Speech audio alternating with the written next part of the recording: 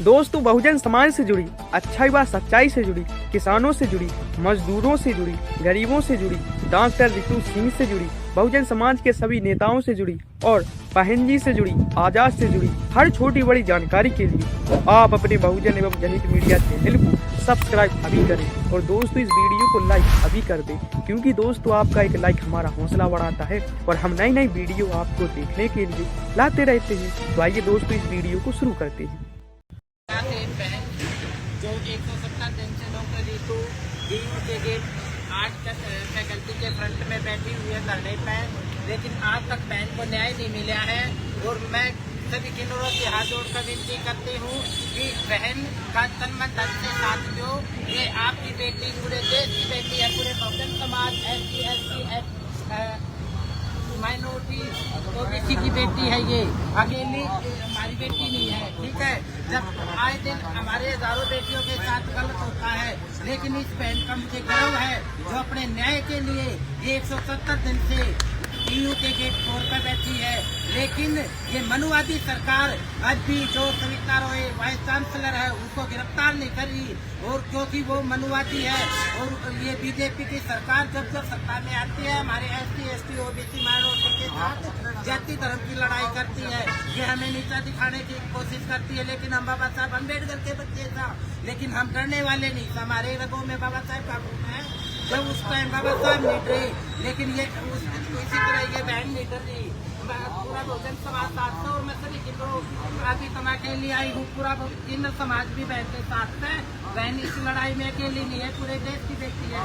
मैं आप सबसे माताओं बहनों से भी रिक्वेस्ट करती हूँ, बहुजन समाज के हर साथी से रिक्वेस्ट करती हूँ कि आपका समाज 85% है और ये 15% मनुवादी विचारधारा के लोग बहन के साथ जातिगत भेदभाव कर रहे हैं।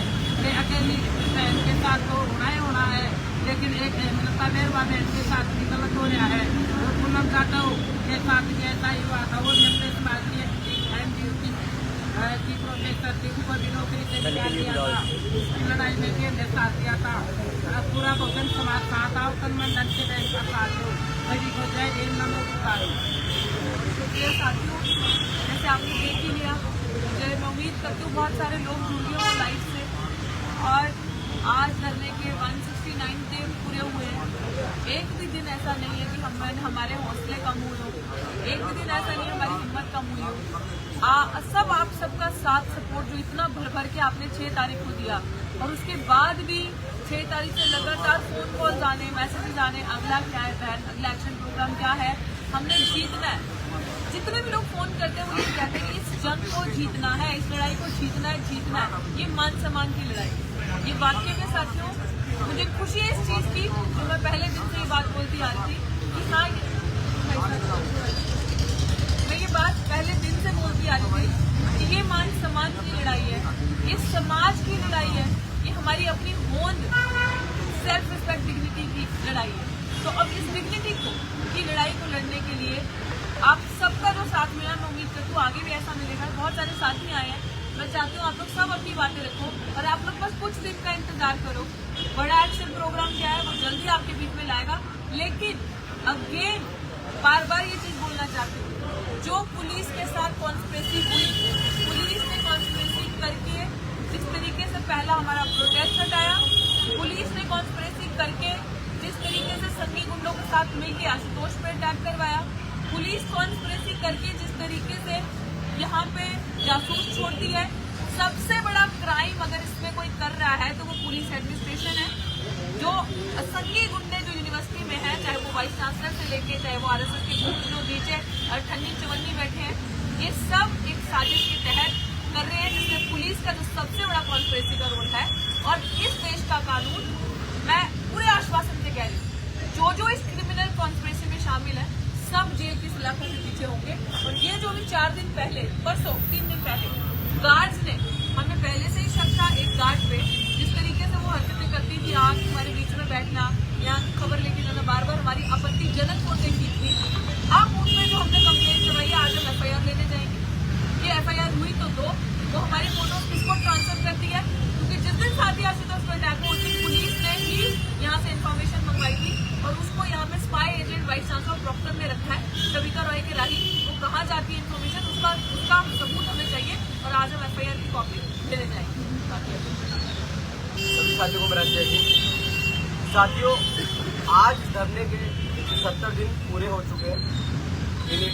17वें दिन पे आप सब से, जितने भी साथी आप देख रहे हैं और सुन रहे हैं, उन सब से बार बार हमारा निवेदन रहा है, क्योंकि ये लड़ाई जो DU में चल रही है, एक ऐतिहासिक आंदोलन जो दिल्ली यूनिवर्सिटी में 8 सेकेंडरी पर चल रहा है।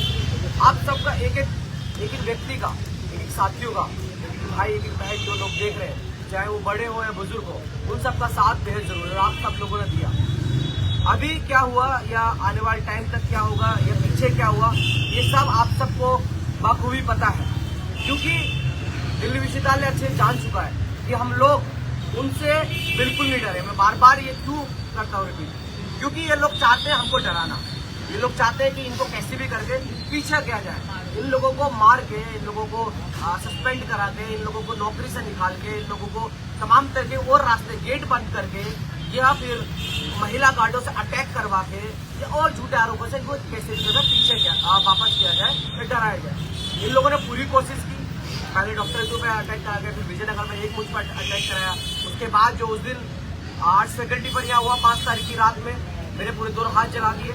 उसके बाद परसों एक और उनके पास और कुछ रास्ता नहीं, फाइनल जो रास्ता था, एक महिला गार्ड को आगे करके मुझ पर फिर से मेरे 2 हाथ पकड़ लेंगे। तो ये इनके तरीके हैं। कोई वैचारिक रूप से पूरी तरीके खोखले हो चुके। हम बार बार कहते हैं कि हम लोग निहत्ते लोग हैं, लेकिन हमारी जो लड़ाई है वो इतनी मजबूत हो चुकी है, तुम्हारे तमाम हजारों पुलिस वालों से कहीं ज्यादा ऊपर है। एक महिला, एक डॉक्टर हितू तुम्हारे कहीं लाखों RSS संघियों से कहीं ज्यादा ऊपर है। यहाँ पर एक एक स्टूडेंट और एक एक जो लोग वैचारिक रूप से तैयार है, जो लोग चाहते हैं इस यूनिवर्सिटी को, इस कैंपस को बदला जाए, जो लोग चाहते हैं कि यहाँ पर सच का बदलाव आए, यहाँ पर संघी और जो गुंडों ने एक अपना हब बना दिया उसको डिस्ट्रॉय किया जाए, उसको खत्म किया जाए, वो अभी हमारे साथ है। और हम लोग बार बार चीख कर बोलते हैं कि ये लड़ाई चलती रहेगी, ये अंत तक लड़ाई चलती रहेगी, जब तक यहाँ पर एक एक को न्याय नहीं मिल जाता। सबसे पहले डॉक्टर हितू को, उसके बाद तमाम जो हिसाब है वो सब लेने बाकी है। उन हिसाबों में से वो तमाम हिसाब, चाहे वो मारना हो, चाहे वो पीटना हो, चाहे नौकरी से निकाला जाना हो, चाहे किसी भी तरीके से सोच रहा हो, उन सब के एक एक करके हिसाब लिया जाएगा।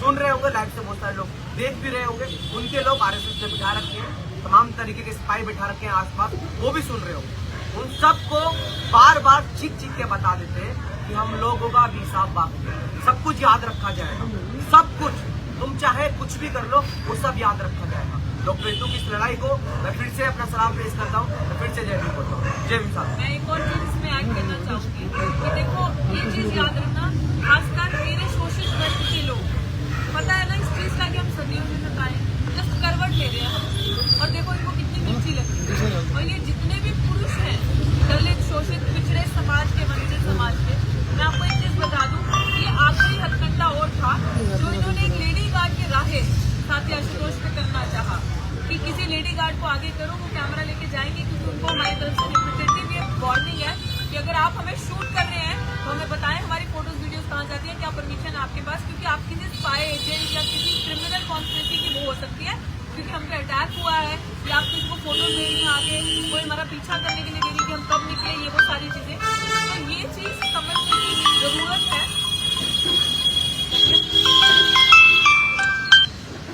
ये चीज आप सबको समझने की जरूरत है कि जो आखिरी हथकंडा इन्होंने आशुतोष पे अजमाया था वो यही था कि किस तरीके से इसका सेक्सुअल हैरेस करके या कैरेक्टर असैसिनेट करके एक डिफरेंट एंगल लो और बेचारे लानत है तुम लोगों पे, गधो, निकम्मो, निठल्लो, शेमलेस खूंस, वो जो तुम्हारा आखिरी वार था वो भी नहीं चला। Now please find something else, है ना, we are quite prepared for that, go and find something else. अगर तुम्हारे अंदर दम है ना तो बिठाओ और लगाओ अपना दिमाग, as long as we Ambedkarites, हम लोग यहाँ पे है ना, वी आर होल्डिंग इतनी मजबूती से अपनी जमीन को, इस नीले झंडे को, तो तुम कितना भी जुल्म, कितनी भी स्ट्रैटेजीज के साथ आ जाओ ना, it will bounce back on you और तुम मुंह की ही खाओगे, ये गारंटी है इस चीज की।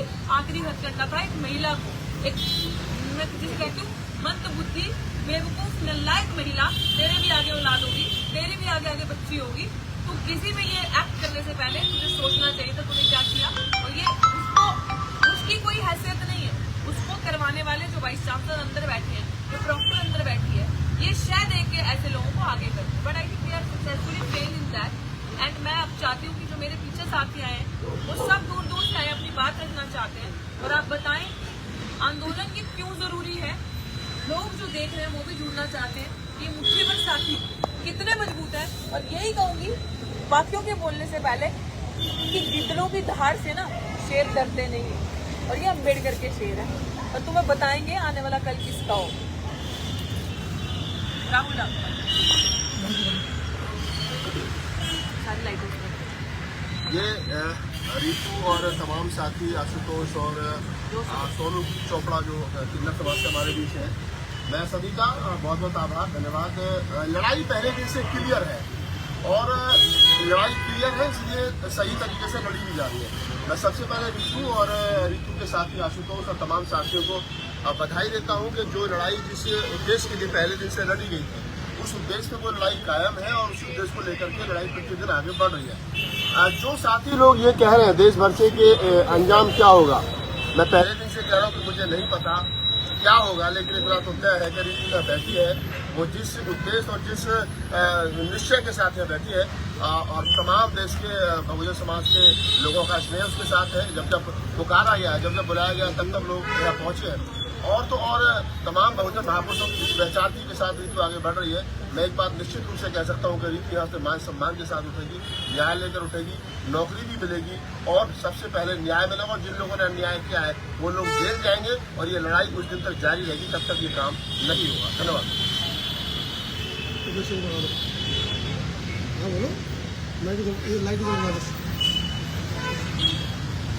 जय भीम आप सभी को, thank you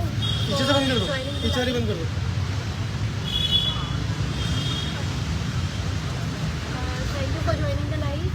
as a student मैंने हमेशा ही स्टूडेंट्स की बात की है, तो सबसे पहले तो मैं ये बोलना चाहूँगी जो भी स्टूडेंट्स यहाँ पे आके अपना साथ दे रहे हैं, थैंक यू। और आपके सपोर्ट की तो बहुत ज़्यादा हम लोगों को ज़रूरत है, क्योंकि ये जो प्रोटेस्ट हम लोग कर रहे हैं वो सिर्फ प्रोफेसर्स का प्रोटेस्ट नहीं है, वो हमारे आने वाले जनरेशन का प्रोटेस्ट है। ये जो प्रोटेस्ट चल रहा है वो आप लोग जो बैठे हैं आपके आने वाली फ्यूचर जनरेशन्स का प्रोटेस्ट है। काशीराम जी की कोटेशन मुझे बहुत अच्छे से अभी याद आ रही है कि चाहे हम लोग पावर में आए ना आए, पर जो सोशल मूवमेंट होता है वो कंटिन्यू चलना चाहिए। तो ये वो सोशल मूवमेंट है जिसमें आपको पार्टिसिपेट करना है और ये एक हिस्टोरिक सोशल मूवमेंट है। मैं आप लोगों से ये निवेदन करना चाहती हूँ कि कल को आके आपकी जनरेशन आपसे ये ना पूछे कि आप इस सोशल मूवमेंट में कहाँ गए थे। तो आपके जैसे आपने 6 तारीख को 19 जनवरी को जैसा भी आपने सपोर्ट दिखाया, प्लीज़ अगले आने वाले एक्शन कॉल में वैसा ही हम लोगों को आप सपोर्ट दिखाएं। And thank you very much.